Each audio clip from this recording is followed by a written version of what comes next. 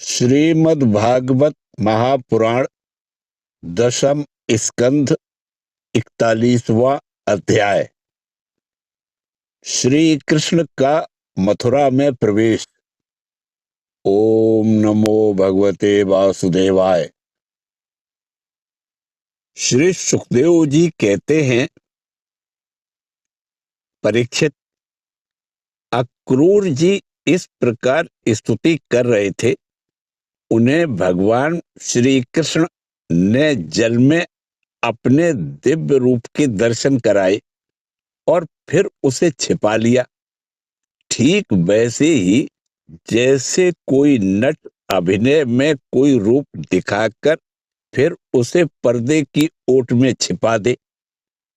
जब अक्रूर जी ने देखा कि भगवान का वह दिव्य रूप अंतर्धान हो गया, तब वे जल से बाहर निकल आए और फिर जल्दी जल्दी सारे आवश्यक कर्म समाप्त करके रथ पर चले आए।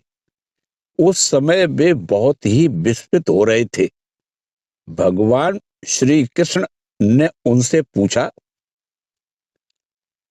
चाचा जी, आपने पृथ्वी, आकाश या जल में कोई अद्भुत वस्तु देखी है क्या?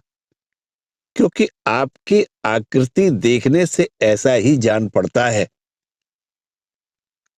अक्रूर जी ने कहा,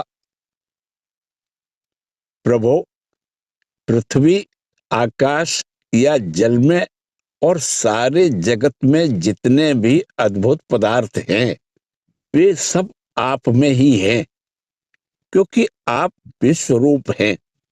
जब मैं आपको ही देख रहा हूं, तब ऐसी कौन सी अद्भुत वस्तु रह जाती है जो मैंने न देखी हो? भगवान, जितनी भी अद्भुत वस्तुएं हैं, वे पृथ्वी में हो या जल अथवा आकाश में, सबकी सब जिनमें है, उन्हीं आपको मैं देख रहा हूं। फिर भला मैंने यहाँ अद्भुत वस्तु कौन सी देखी? गांधिनी नंदन अक्रूर जी ने यह कहकर रथ हाँक दिया और भगवान श्री कृष्ण तथा बलराम जी को लेकर दिन ढलते ढलते वे मथुरापुरी जा पहुंचे। परीक्षित, मार्ग में स्थान स्थान पर गांवों के लोग मिलने के लिए आते और भगवान श्री कृष्ण तथा बलराम जी को देखकर आनंद मग्न हो जाते। वे एकटक उनकी ओर देखने लगते, अपनी दृष्टि हटा न पाते। नंद बाबा आदि ब्रजवासी तो पहले से ही वहां पहुंच गए थे और मथुरापुरी के बाहरी उपवन में रुककर उनकी प्रतीक्षा कर रहे थे।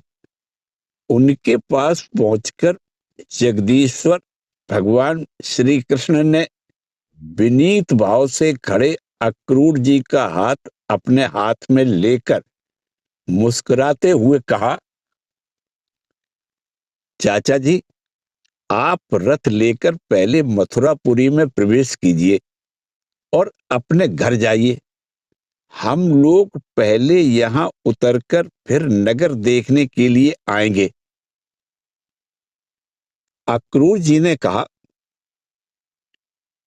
प्रभु, आप दोनों के बिना मैं मथुरा में नहीं जा सकता। स्वामी, मैं आपका भक्त हूं। भक्त वत्सल प्रभु, आप मुझे मत छोड़िए। भगवान, आइए चलें। मेरे परम हितैषी और सच्चे सुहृद भगवान, आप बलराम जी, ग्वाल वालों तथा नंद राय जी आदि आत्मियों के साथ चलकर हमारा घर सनाथ कीजिए। हम गृहस्थ हैं, आप अपने चरणों की धूल से हमारा घर पवित्र कीजिए। आपके चरणों की धोवन से अग्नि, देवता, पितर सबके सब तृप्त हो जाते हैं। प्रभु, आपके युगल चरणों को पखार कर महात्मा बलि ने वह यश प्राप्त किया जिसका गान संत पुरुष करते हैं। केवल यश ही नहीं, उन्हें अतुलनीय ऐश्वर्य तथा वह गति प्राप्त हुई जो अनन्य प्रेमी भक्तों को प्राप्त होती है। आपके चरणों तक गंगा जी ने तीनों लोक पवित्र कर दिए। सचमुच वे मूर्तिमान पवित्रता हैं। उन्हीं के स्पर्श से सगर के पुत्रों को सदगति प्राप्त हुई और उसी जल को स्वयं भगवान शंकर ने अपने सिर पर धारण किया। यदुवंश शिरोमणि, आप देवताओं के भी आराध्य देव हैं, जगत के स्वामी हैं। आपके गुण और लीलाओं का श्रवण तथा कीर्तन बड़ा ही मंगलकारी है। उत्तम पुरुष आपके गुणों का कीर्तन करते रहते हैं। नारायण, मैं आपको नमस्कार करता हूं। श्री भगवान ने कहा,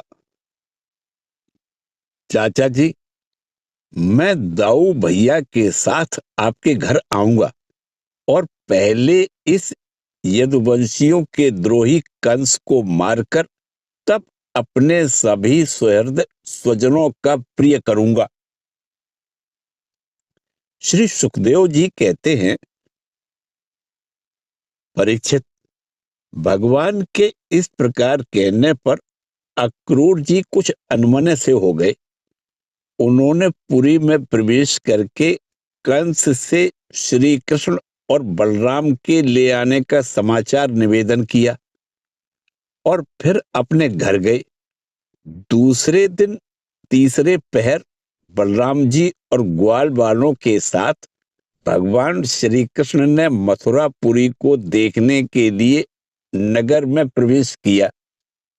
भगवान ने देखा कि नगर के परकोटे में स्फटिक मणि के ऊंचे ऊंचे गोपुर अर्थात प्रधान दरवाजे तथा घरों में भी बड़े बड़े फाटक बने हुए हैं। उनमें सोने के बड़े बड़े किवाड़ लगे हैं और सोने के ही तोरण बने हुए हैं। नगर के चारों ओर तांबे और पीतल की चार दीवारी बनी हुई है। खाई के कारण और कहीं से उस नगर में प्रवेश करना बहुत कठिन है। स्थान स्थान पर सुंदर सुंदर उद्यान और रमणीय उपवन शोभायमान हैं। सुवर्ण से सजे हुए चौराहे, धनियों के महल, उन्हीं के साथ के बगीचे, कारीगरों के बैठने के स्थान या प्रजा वर्ग के सभा भवन और साधारण लोगों के निवास गृह नगर की शोभा बढ़ा रहे हैं। वैदूर्य, हीरे, स्फटिक, नीलम, मूंगे, मोती और पन्ने आदि से जड़े हुए छज्जे, चबूतरे, झरोखे एवं फर्श आदि जगमगा रहे हैं। उन पर बैठे हुए कबूतर, मोर आदि पक्षी भांति भांति की बोली बोल रहे हैं। सड़क, बाजार, गली और चौराहों पर खूब छिड़काव किया गया है। स्थान स्थान पर फूलों के गजरे, जवारे, खीर और चावल बिखरे हुए हैं। घरों के दरवाजों पर दही और चंदन आदि से चर्चित जल से भरे हुए कलश रखे हैं और वे फूल, दीपक, नई नई कोपलें, फल सहित केले और सुपारी के वृक्ष छोटी छोटी झंडियों और रेशमी वस्त्रों से भली भांति सजाए हुए हैं। परीक्षित, वसुदेव नंदन भगवान श्री कृष्ण और बलराम जी ने ग्वाल वालों के साथ राजपथ से मथुरा नगरी में प्रवेश किया। उस समय नगर की नारियां बड़ी उत्सुकता से उन्हें देखने के लिए झटपट अटारियों पर चढ़ गईं। किसी किसी ने जल्दी के कारण अपने वस्त्र और गहने उल्टे पहन लिए। किसी ने भूल से कुंडल, कंगन आदि जोड़े से पहने जाने वाले आभूषणों में से एक ही पहना और चल पड़ी। कोई एक ही कान में पत्र लगाकर आभूषण धारण कर पाई थी, तो किसी ने एक ही पांव में पायजेब पहन रखा था। कोई एक ही आंख में अंजन आज पाई थी और दूसरी में बिना आजे ही चल पड़ी। कई रमणियां तो भोजन कर रही थी, वे हाथ का कौर फेंक कर चल पड़ी। सबका मन उत्साह और आनंद से भर रहा था। कोई कोई उबटन लगवा रही थी, वे बिना स्नान किए ही दौड़ पड़ी। जो सो रही थी, वे कोलाहल सुनकर उठ खड़ी हुई और उसी अवस्था में दौड़ पड़ी। जो माताएं बच्चों को दूध पिला रही थी, वे उन्हें गोद से हटाकर भगवान श्री कृष्ण को देखने के लिए चल पड़ी। कमल नयन भगवान श्री कृष्ण मतवाले गजराज के समान बड़ी मस्ती से चल रहे थे। उन्होंने लक्ष्मी को भी आनंदित करने वाले अपने श्याम सुंदर विग्रह से नगर नारियों के नेत्रों को बड़ा आनंद दिया और अपनी विलासपूर्ण प्रगल्भ हंसी तथा प्रेम भरी चितवन से उनके मन चुरा लिए। मथुरा की स्त्रियां बहुत दिनों से भगवान श्री कृष्ण की अद्भुत लीलाएं सुनती आ रही थी। उनके चित्त चिरकाल से श्री कृष्ण के लिए चंचल व्याकुल हो रहे थे। आज उन्होंने उन्हें देखा। भगवान श्री कृष्ण ने भी अपनी प्रेम भरी चितवन और मंद मुस्कान की सुधा से सींचकर उनका सम्मान किया। परीक्षित, उन स्त्रियों ने नेत्रों के द्वारा भगवान को अपने हृदय में ले जाकर उनके आनंदमय स्वरूप का आलिंगन किया। उनका शरीर पुलकित हो गया और बहुत दिनों की विरह व्याधि शांत हो गई। मथुरा की नारियां अपने अपने महलों की अटारियों पर चढ़कर बलराम और श्री कृष्ण पर पुष्पों की वर्षा करने लगी। उस समय उन स्त्रियों के मुख कमल प्रेम के आवेग से खिल रहे थे। ब्राह्मण, क्षत्रिय और वैश्यों ने स्थान स्थान पर दही, अक्षत, जल से भरे पात्र, फूलों के हार, चंदन और भेंट की सामग्रियों से आनंद मग्न होकर भगवान श्री कृष्ण और बलराम जी की पूजा की।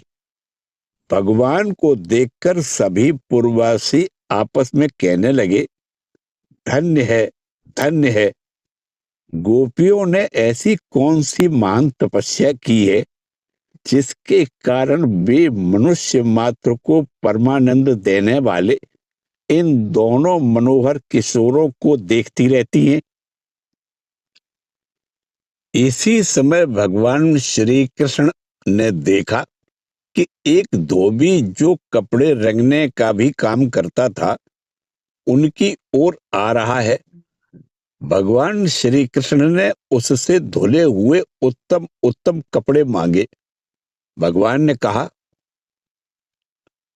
भाई, तुम हमें ऐसे वस्त्र दो जो हमारे शरीर में पूरे पूरे आ जाएं।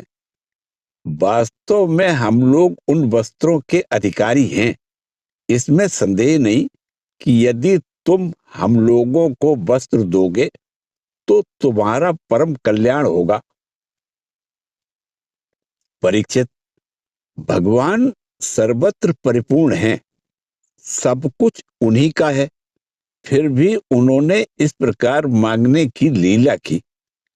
परंतु वह मूर्ख राजा कंस का सेवक होने के कारण मतवाला हो रहा था। भगवान की वस्तु भगवान को देना तो दूर रहा, उसने क्रोध में भरकर आक्षेप करते हुए कहा, तुम लोग रहते तो हो सदा पहाड़ और जंगलों में, क्या वहां ऐसे ही वस्त्र पहनते हो? तुम लोग बहुत उद्दंड हो गए हो, तभी तो ऐसी बड़बड़ कर बातें करते हो। अब तुम्हें राजा का धन लूटने की इच्छा हुई है? अरे मूर्खो, जाओ, भाग जाओ। और यदि कुछ दिन जीने की इच्छा हो तो फिर इस तरह मत मांगना। राज कर्मचारी तुम्हारे जैसे उच्छृंखलों को कैद कर लेते हैं, मार डालते हैं और जो कुछ उनके पास होता है छीन लेते हैं।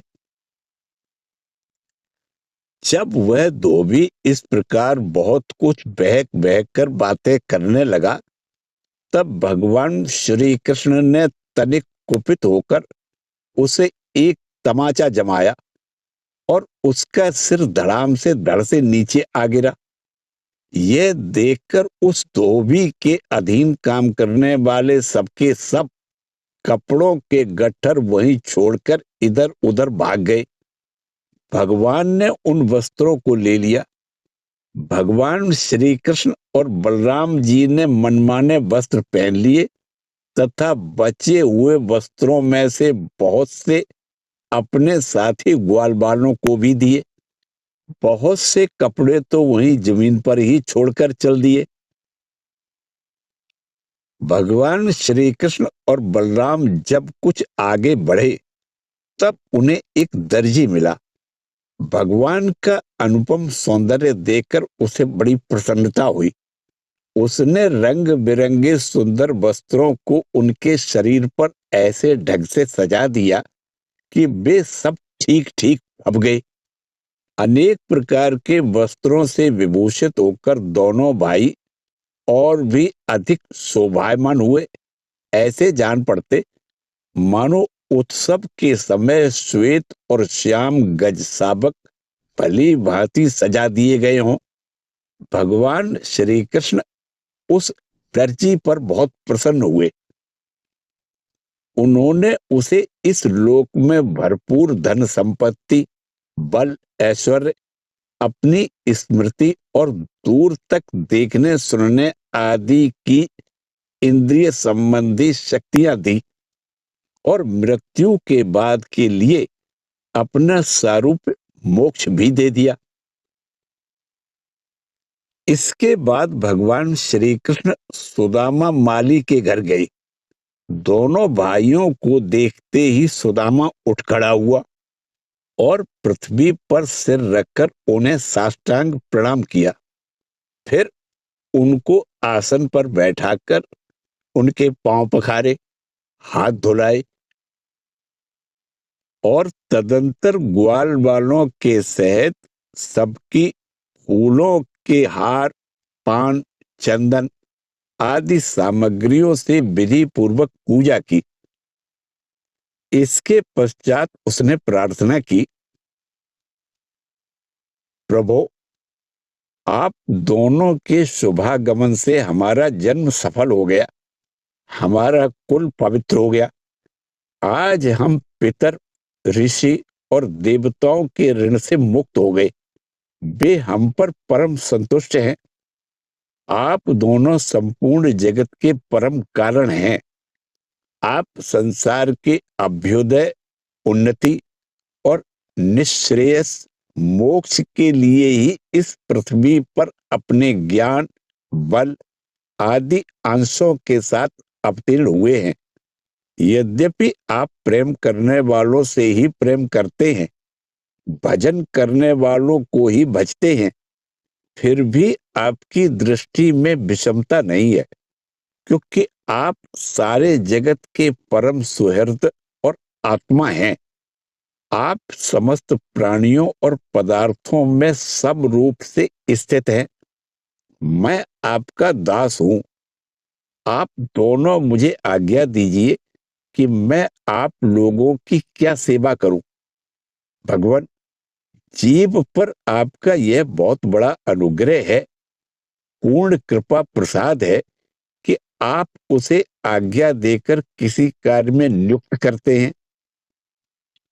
राजेंद्र, सुदामा माली ने इस प्रकार प्रार्थना करने के बाद भगवान का अभिप्राय जानकर बड़े प्रेम और आनंद से भरकर अत्यंत सुंदर सुंदर तथा सुगंधित पुष्पों से गुथे हुए हार उन्हें पहनाए। जब ग्वाल बाल और बलराम जी के साथ भगवान श्री कृष्ण उन सुंदर सुंदर मालाओं से अलंकृत हो चुके, तब उन वरदायक प्रभु ने प्रसन्न होकर विनीत और शरणागत सुदामा को श्रेष्ठ वर दिए। सुदामा माली ने उनसे यह वर मांगा, प्रभु, आप ही समस्त प्राणियों के आत्मा हैं। सर्वस्वरूप आपके चरणों में मेरी अविचल भक्ति हो। आपके भक्तों से मेरा सौहार्द, मैत्री का संबंध हो और समस्त प्राणियों के प्रति अहेतुक दया का भाव बना रहे।